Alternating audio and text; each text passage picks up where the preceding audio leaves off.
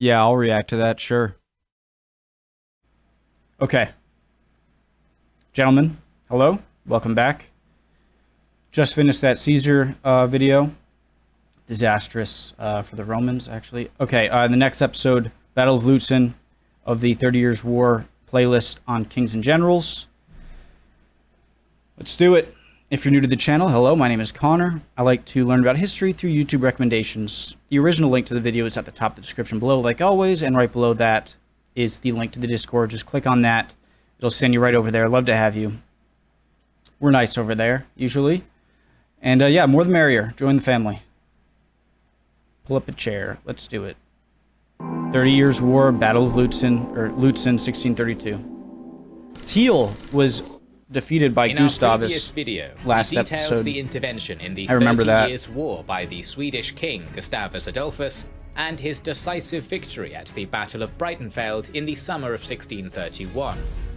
The experienced veteran army of the Holy Roman Emperor Ferdinand II had been almost totally destroyed. If you are not ready to learn, get the hell out of here. Nobody wants you here. You're in the wrong class. Or just chill, that's fine. And the Protestant forces were on the rise. However, the war was not over, and 1632 would prove to be the most intense year of fighting that the 30 Years' War would produce, That says a culminating lot. at the Battle of Lützen.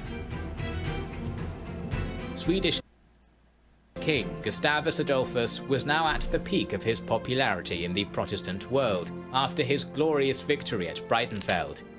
He was now the Lion of the North, a new Hercules or Alexander, destined to bring greatness. It was true that he had achieved significant success since his intervention. I do have to give him credit. I didn't know he was this big of a deal. I'm sorry, Swedes. But clearly he is. And Teal just was that Catholic general who just seemed to win at every battle he was in, and finally he was defeated. So a lot of respect in my eyes for Gustavus. The war was not won yet. He now had competing needs, defending the Baltic coast beachhead from attack, keeping the wavering Saxons from making peace, and further pushing his already gained advantage. He had also failed to eliminate his principal enemy, Johann Surklaas Graf von Thiel, who escaped with the shattered remnant of his army west through Westphalia and then south into Franconia to join his reinforcements.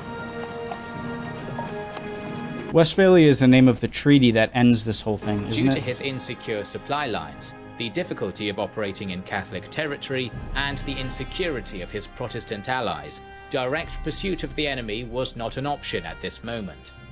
The Swedish king eventually decided on thrusting southwest through Thuringia and into the Rhine-Main Valley, the so-called Clerics' Alley, a string of Catholic territories. He wanted to seize as much land as possible before winter came, as this would possibly allow allies in the south, such as Hessen-Kassel and Württemberg, to join his army. Opposition was unexpectedly weak in this region, and cities began to surrender one by one.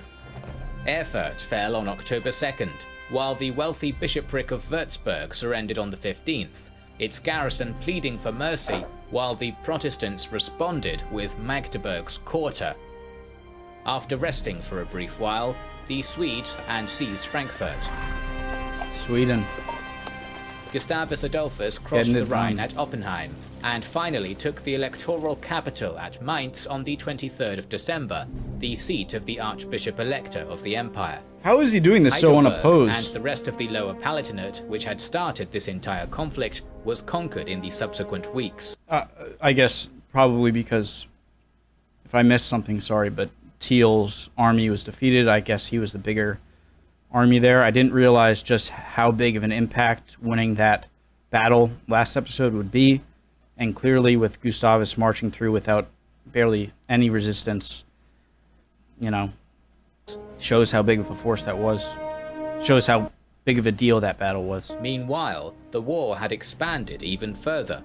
Hans-Georg von Arnim, who had previously fought for Wallenstein, advanced into Bohemia at the head of a large Saxon army and recaptured Prague for the Protestant cause.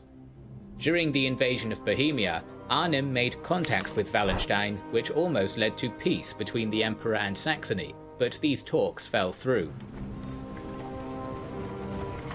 At the beginning of 1632, Gustavus Adolphus commanded the main strike force of 16,000 at Mainz, while Marshal Horn was leading 10,000 to subdue local Catholic garrisons in Franconia.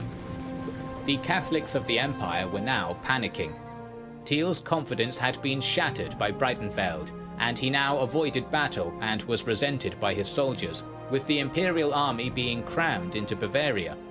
Swedish forces... You really gonna turn on Thiel that quick? I mean, he had so many great victories, and you're already turning on him after that loss. Were resting in fresh church lands.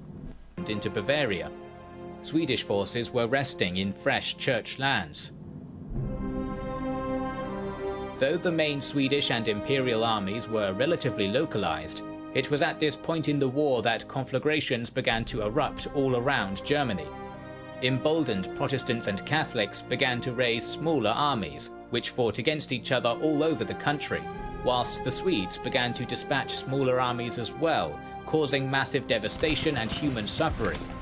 Skirmishes continued between Arnhem's Saxons and the Imperials near Bohemia, and Imperial Marshal zu Pappenheim conducted a brilliant campaign. I'll try not to pause so much, I just have to get this thought out before I just start missing important information. It seems like this war is different to many other wars in that it seems like the tension and the sort of will to fight is not just among the higher ups, but is everyone. It seems like all the citizens, it seems like everyone is out for blood, and it's like all the Catholics versus all the Protestants, and it seems like there's no one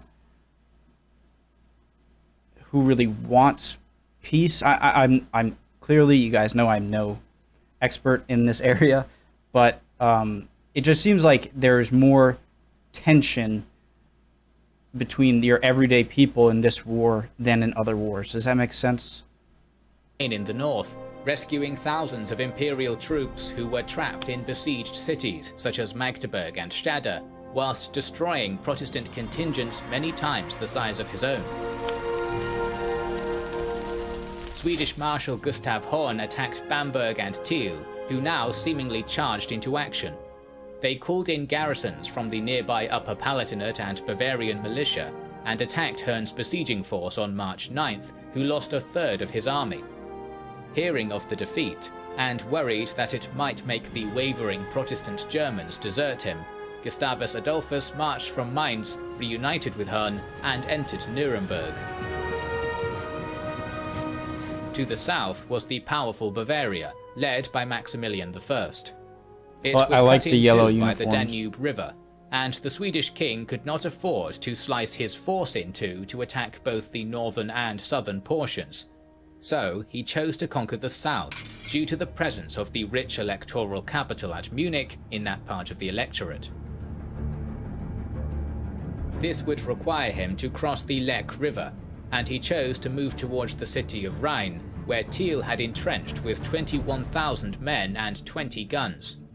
The Lech was a bifurcated river, split into a series of parallel fast-flowing streams, each around 60 to 80 meters wide, while the Bavarian bank consisted of submerged woods and marshland, a formidable obstacle.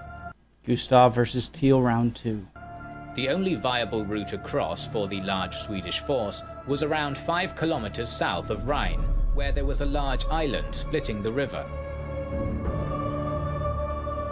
Gustavus, meanwhile, drew up his army and cannon on the open ground opposite Thiel's encampment, and began to bombard the Imperial forces with his numerically superior guns.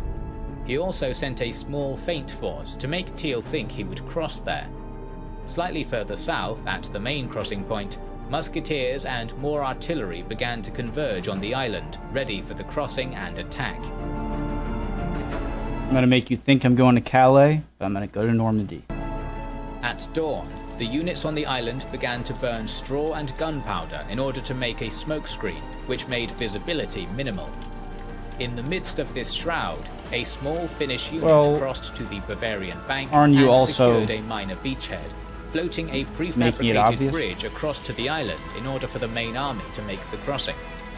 they began to make their way across the pontoon bridge under the cover of cannon shot from both the island and the west bank of the river. Great animation. Thiel dispatched always. troops to the area immediately as he learned of the Swedish crossing at the main point, realizing he had been fooled. A fierce fight developed in the area near Thiel's camp, and it seemed indecisive at first, with the Swedish still half crossing the bridge.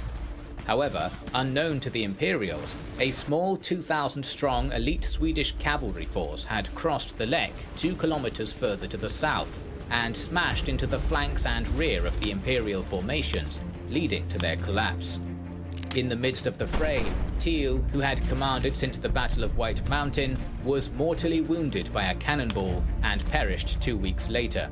Respect. Command to Thiel. went to Maximilian I, who ordered a retreat from the unsalvageable situation. Attempts at diplomacy to call on Catholic France, Lorraine and Spain for help had failed, so the Emperor's forces finally realized there was no other choice than to recall the military genius Albrecht von Wallenstein back to service, though they might dislike him. On the 13th of April 1632, Wallenstein was formally reinstated as the supreme commander of imperial forces. Immediately, Wallenstein began to mobilize his vast resources in Bohemia, rebuilding shattered imperial regiments and stockpiling military resources. Within weeks of his reinstatement, he was ready to march. His appointment had an impact almost immediately, and by the end of May he had recaptured Prague from the Saxons, and by late spring had forced them out of Bohemia. He now held the initiative, and could either threaten Saxony or strike at the Swedish king, and moved to the west with around 32,000 men after leaving troops to guard Bohemia. Meanwhile, back west, the Catholic populations were beginning to realize that easily surrendering would mean expropriation, extortion and persecution, so resistance began to mount.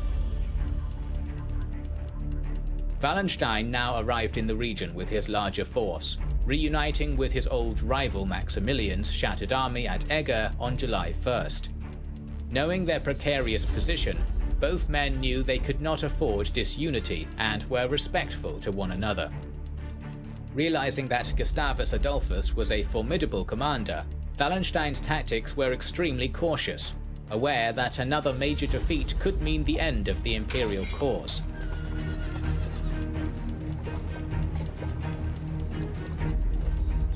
In July, instead of attacking the king's entrenched position, Wallenstein moved into a heavily fortified position of his own, anchored on a medieval castle called Alta Vesta. His fortifications were so intense that they required the felling of 13,000 trees and the shifting of 21,000 modern truckloads of earth. It was the 17th century equivalent of World War I, with sharpened and trimmed tree branches pointing at the enemy to skewer them. Imperial garrisons commanded the roads into Nuremberg, while cavalry patrolled the countryside. Rather than a direct assault, Wallenstein would starve the Swedes out. Indeed, the situation was initially far better in the Imperial camp, as they were able to be resupplied from many directions. That's actually a good noise. Have set a quota. That means one of my other videos is done downloading, and I can put that up. Alright, sorry about that interruption there. Indeed, the situation was initially far better in the Imperial camp, as they were able to be resupplied from many directions. However, the hot August weather changed all that. So many troops in such a small space spread rats, flies, and ultimately disease. The Imperial army became non-operational after the Swedes managed to capture a supply column, and Wallenstein was unable to intercept a Swedish relief army of 24,000 men and 3,000 supply wagons sent by Chancellor Axel Oxenstierna to join their king at Nuremberg. Wow, this is a big battle.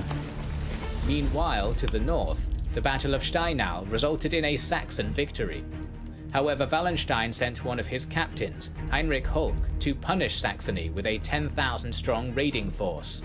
He plundered, raped, and pillaged mercilessly through the countryside, and was widely known as the master of warfare by devastation. His campaign through Saxony in 1632 earned his troops a reputation for appalling savagery. I mean, I guess Around Nuremberg, the Swedes one now way to had do it. 28,000 infantry, 17,000 cavalry, and 175 cannon, while Wallenstein had 31,000 infantry and 12,000 horsemen. It was the strongest army Gustavus Adolphus had ever commanded, and he would use it to try to break the imperial defences. These numbers are crazy. Attempts at surprise proved impossible, as the enemy alerted Wallenstein upon the Swedish capture of the Rednitz river crossings at Fürth on the 1st of September. Gustavus Adolphus wanted to pin the majority of the imperial defenders with a withering artillery barrage from the east bank of the Rednitz, while he attacked from the north. Though an initial artillery strike failed to silence the imperial guns, You hitting the your Swedish own- king attacked anyway.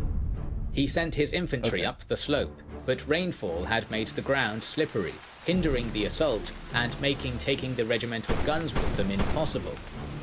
He continued and renewed the attack repeatedly into the night, feeding more and more troops in. They got as far as the outer fortifications when the king decided to retreat, losing 1,000 killed and 1,400 badly wounded. Believing that Wallenstein, whose army was suffering from diseases and lack of horses, no longer represented an immediate threat, Gustavus Adolphus marched south towards Swabia, in the hopes that his enemy would be either forced to chase him or would stay and wait for reinforcements. Smart. However, I feel like a lot of people would continue the attack and end up losing a lot. He knew they were limping and no real need Wallenstein recovered very quickly, broke camp, and marched north to Maybe crush not. Saxony. The Swedish king quickly realized his mistake, as the imperial command I love how I'm like, oh, great, good job, man. And then, like, right when I resume it, it's like, well, this wasn't the right choice. commander was now not only endangering his main Saxon ally, but was also threatening his Baltic communication and supply bridgehead. So he raced north, covering a massive 650 kilometers in 17 days, hoping to force a battle. After dispersing his own troops into their countryside winter quarters, Wallenstein halted at Lützen. When he realized the Swedes were closing in on How him, many miles is that? Like 300? Wallenstein halted at Lützen. When he realized the Swedes were closing in on him, he attempted to recall his soldiers urgently, but did not manage to bring his entire army back in time. Wallenstein anchored his line on the Leipzig post road. North of the road were 3 windmills, standing on a shallow hill, which would serve as an emplacement for the right-wing Imperial artillery battery. Further to the Imperial right, a ring of gardens full of man-high mud walls surrounded Lützen, which would be ideal shelter for musketeers. Wallenstein drew up his roughly 16,000 strong initial force in a defensive battle formation, compact, deep, and allowing for the transfer of units between the wings. The Imperial infantry, no longer deployed in tercios, were arrayed in 3 battle lines. 5 regiments were in the first line, 2 in the second, and 1 in reserve.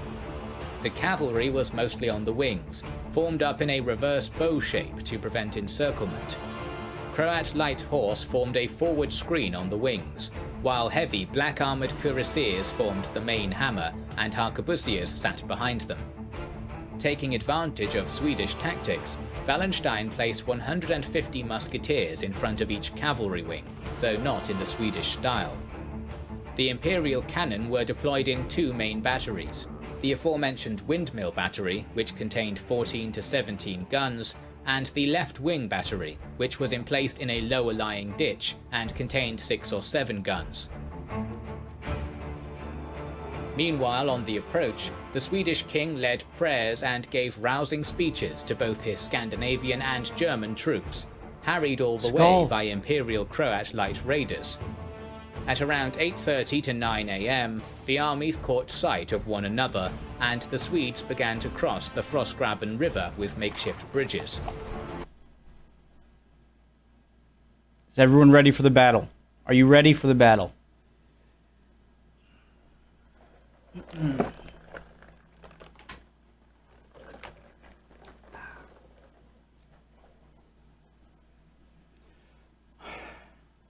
do this. After they had made the crossing, the 19,000-strong Swedish army formed up into the traditional two-line battle formation, with intervals between each unit to allow retreat to the rear. During combat, regimental artillery formed up into the traditional two-line battle formation, with intervals between each unit to allow retreat to the rear. During combat, regimental artillery occupied this gap. The king commanded the position of honour on the right wing, while Duke Bernhard commanded the left and Kniphausen held the reserve. The battle began with an hour-long artillery exchange, during which neither side suffered serious casualties. At the same time, Wallenstein set Lützen ablaze in order to prevent it falling into Swedish hands and to prevent them from turning his right flank. The Swedish king, fearing being outflanked himself, commanded Kniphausen to send some of his reserve to bolster the right-wing cavalry. Finally, with the sounding of a trumpet, the entire Swedish line began to slowly advance as one. On the right, the first decisive action came when Gustavus Adolphus commanded his Finnish cavalry to attack the Croats and Cuirassiers, while the king stayed with his infantry. This worked out, and the right wing of the Swedes swept the imperial left from the field. However, Gottfried zu Pappenheim arrived on the battlefield with an additional 3,000 cavalry and steadied the situation there. While they had stopped the Swedish flanking attack, Pappenheim was hit by a cannonball during the charge and passed away not long after. In the center, the Swedish infantry regiments advanced and were hammered by Imperial artillery. Swedish infantry regiments advanced and were hammered by Imperial artillery and entrenched musketeers. But these were elite units, so they continued to advance and eventually gained the road and the left wing Imperial Sweden, battery. huh? I'm gaining a lot of respect for Gustav and just Sweden as a whole during this time period, because they seem to be the soldiers that are most adept or most professional. On the left, Duke Bernhard had a difficult situation. He had to advance on the heavily fortified Lützen Gardens and the Windmill Battery, which was bristling with Imperial cannon. Harried by Croat light horse as he moved, Bernhard's cavalry and some infantry supporting them advanced under the smokescreen created by the burning city. As they reached the miller's house just in front of the road, a fierce engagement began which would last for hours. The defining action of this battle would take place on the Swedish right flank. Gustavus Adolphus, seeing his troops having trouble, personally led an attack with some of his Smålander cavalry, but was shot in the arm and severely injured. As this father of modern warfare was being led away by an aide to the rear, an Imperial cuirassier emerged from the mist, recognized the king, and shot him in the back. Outnumbered by the Imperial cavalry, Gustavus's entourage fled, leaving him alone. When Wallenstein's cuirassiers asked the injured king who he was, he answered, "I was the King of Sweden," and was then fatally shot in the temple. Gustavus Adolphus was dead. The battle was not over, and the Imperial centre-left front line was shattered by massed salvos of musket. Great man, amazing leader, brave, a lot of respect, and he died like a soldier. And cannon fire from the elite Swedish regiments. As this front line retreated, the elite of Wallenstein's army marched forth and pinned the flower of the Swedish army, engaging it in a brutal melee. A contingent of Imperial cuirassiers then charged the flank of these elite colour regiments and all but annihilated them, destroying the cream of the Swedish army. Meanwhile, the attack on the left was bogged down by the Imperial fortifications. The right wing was leaderless due to the king's apparent disappearance, and the central units had suffered a mauling. It was clear that the Swedish army was close to collapse. and so at 3 p.m. the lines pulled back and parted contact, retreating out of artillery range in order to reform. The army's command now... Again, I don't know why I'm rooting for the Protestants, but I just sort of am. I shouldn't really have a... But my brain just sort of picks a side to root for in every video. The army's command now passed to Duke Bernard, who was keen to attack again. He rallied his soldiers and moved the reserves, who had been expertly steadied by Kniefhausen, to the front line. After a 30-minute interval, the depleted armies engaged again, and a savage combat began across the front. Massive cannonades and volley fire from muskets on both sides shredded infantry regiments so thoroughly that 2/3 of some units were gone. After darkness had fallen though, the Swedes finally captured the Imperial Windmill Battery. It was in vain. Witnessing the state of his brutalized and smashed army, the shaken and appalled Wallenstein signaled a retreat, believing there was no hope of victory.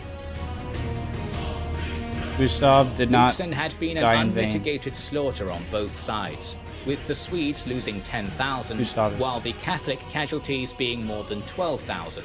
And although the Protestants won this battle, the loss of Gustavus Adolphus left the Protestant cause largely rudderless and changed the balance of power in Germany. Still, the war was far from over, and soon we will bring you more episodes covering the 30 Years' War. So, make sure you are subscribed to our channel and have pressed the bell button. That was an amazing episode. Awesome channel. If you've seen any of my videos, you've probably... And they have over 2 million subs, which they deserve. Great channel. Rockroy, next one. And going to be continuing the Caesar, Roman Civil War episodes, obviously. Alright, see you guys soon. Another one coming soon.